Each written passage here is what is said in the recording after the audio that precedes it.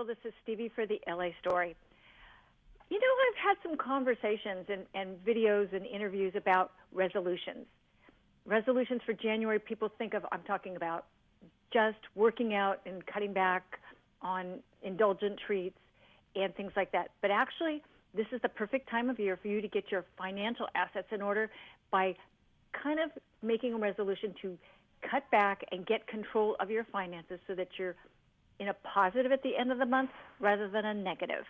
So we have somebody really special today. We have financial expert Holly Perez, who's going to tell us what steps we can take, kind of similar to a diet if you think about it, or a healthy eating plan.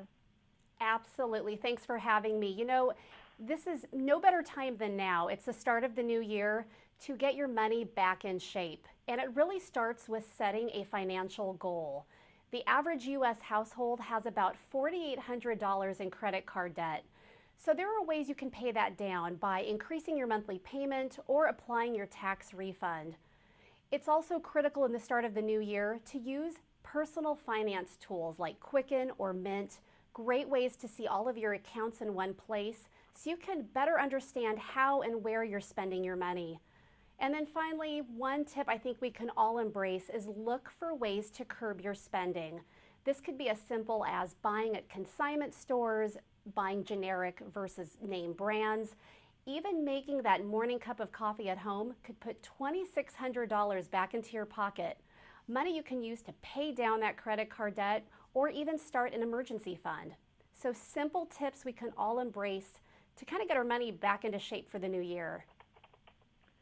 Now, and really when I looked at all your breakout on this, it didn't seem that it was all that impossible to do.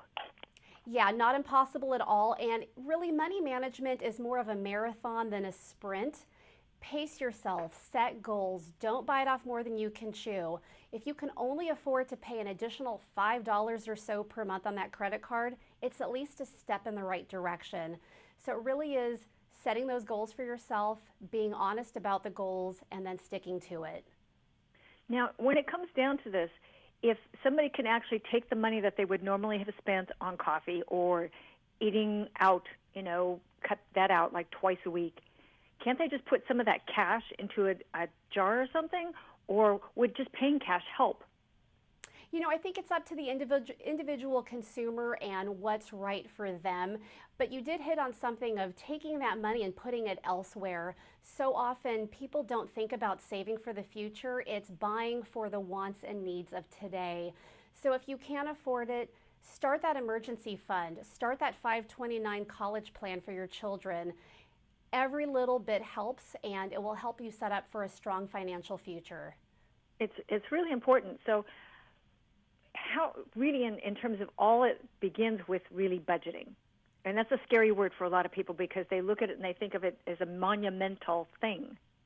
And it doesn't have to be scary at all. It really is. Look across all of your spending for the year ahead. You know, we can't really negotiate or change some of the fixed expenses we have like mortgage or car payments, but that discretionary spending, huge opportunity.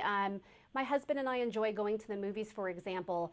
We could spend $20 or so for the movie tickets plus the popcorn and the drinks, versus we could also just rent a movie at home and have an equally great night in and put that money towards something else more important in our future, like our children's college education. That's true. And actually, I started doing that last year, was rather than going to a movie 2 or 3 times a month, for every movie we see in a theater, we're seeing at least 2 movies at home or more, if possible, so that we can actually save the money because popcorn, I mean, people don't realize how much popcorn and drinks cost. It's over $20. Absolutely. So it's not about sacrifice or shortchanging your lifestyle. It's just looking for different ways to spend, save a couple of bucks, and then put that toward other more life-changing events like retirement or that emergency fund. Yeah, and emergency fund could be for something like if you blew a tire or something like that, or just had a major car repair that you hadn't budgeted for. And most people don't always think about, budgeting for the things that they need, like that kind of emergency. Absolutely. It's such a matter of a peace of mind, knowing you have that cushion that I don't have to sacrifice, and my car just broke down, but I have this emergency fund set aside to protect me and take care of me when I need it. So, that's really core to a strong financial future, is to have that money set aside to be there for you when you really need it. And you talked about things like shopping at consignment stores and other places.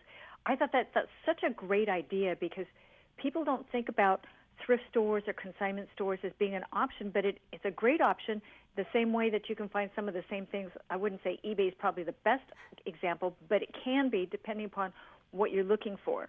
Absolutely. I actually personally just went to a Goodwill type of a store and purchased a great skirt. Normally, I think at a retail outlet would have been like $30, $40, and spent $5. So you could also be helping nonprofit organizations at the same time. So just look for creative ways on how and where you spend. Even if you have children, share clothes with other families that you might know. My two boys have both reaped the rewards of wearing many of the same clothes. So there are ways you don't have to sacrifice, but still save that money for other things in your life. Now, one of the big things that people don't always think about is they take a look at a vacation. It's an all or nothing proposition. They either don't go on vacation, or they want to go and be able to splurge. And that's, kind of the antithesis of what you're talking about, is that they can still go on vacation, but they can make choices about where they stay based on what they want to do and where they're going to eat. Because I know when we've gone on vacations, if I could rent a condo that has a kitchen, then I can actually make a lot of the meals. Yeah, and you hit upon it. It's getting creative with how and where you vacation. There's a lot of great travel websites out there with deals.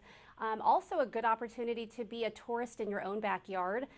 Not often enough, I think, people stay within their own local areas and kind of play tourist for a day. So you can have that elaborate cruise or trip overseas, but you can also have fun with your family right here in your own backyard. So it's just being creative in how you spend your money. That's true. That's true. If now people had questions for you, where could they find you to ask you? We actually have some great money-saving tips and tricks over at the mint.com blog, and you can also visit us at quicken.com. So 2 great resources to keep your money fiscally fit all year long.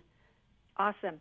And you're on Facebook and also on Twitter and things like that? Absolutely. You can find us on all social channels. Okay.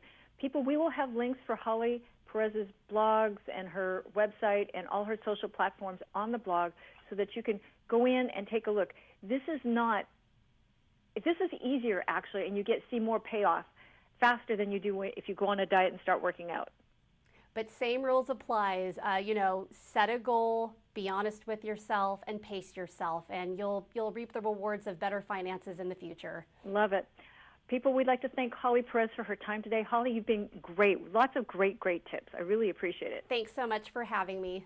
Sure. And people, this is Stevie for the LA Story saying good luck on trying this, because I've already started this, and I usually try to do it particularly at the end of the year prior because of holidays, because it's always scary how much Christmas really takes out of you. And I'm doing it myself. So if it works for me, it will work for you. And this is Stevie for the LA Story saying see you soon, people. Bye.